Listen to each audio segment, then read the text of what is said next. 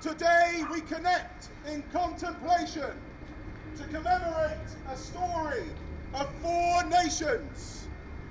400 years ago, having already endured great trial and tribulation, children, women and men, pilgrims alike, set sail into the unknown.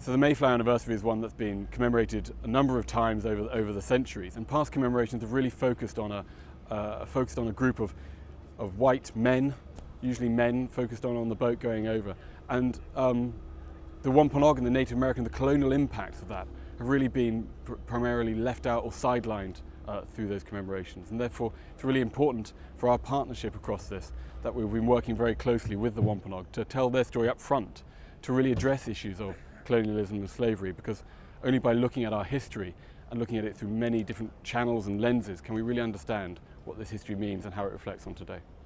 Communities in the Midlands, in Nottinghamshire and Lincolnshire. Well, we'd started a number of programmes and activities, but actually in some ways the pandemic came early enough for us to put a lot on hold, replan and restore and retain almost all of that content.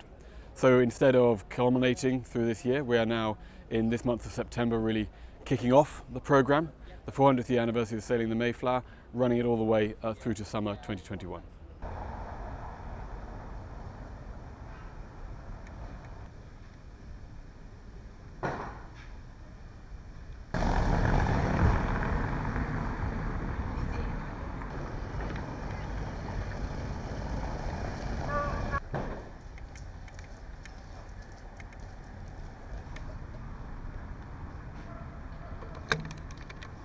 Plymouth 400 is focused more than ever on allowing Wampanoag histories to take center stage, allowing Wampanoag people to be heard, allowing Wampanoag perspectives to be respected, and recognizing that they are Indigenous and they underlie everything else. So instead of being a series of events devoted to colonial settler memories and descendant celebrations, it's a year that constantly recognizes the fraught history of that colonial encounter. Francis, Sarah Eaton, wife. So there's a system called AIS, which is like a telemetry system that boats, haven't got crew on board. I'm not quite sure whether that bit's going to work. Mayflower Autonomous Ship is a 15-metre trimaran, it's about 15 metres by 6 metres.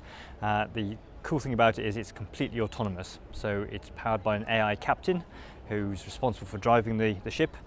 And the inside of the ship, because it's autonomous, doesn't need any crew, and therefore there needs to be no space for sleeping quarters or food supplies or galleys or toilets or anything. So the whole space is given over to science experiments. So the main function of Mayflower Autonomous Ship is a data gathering system for marine research in the oceans.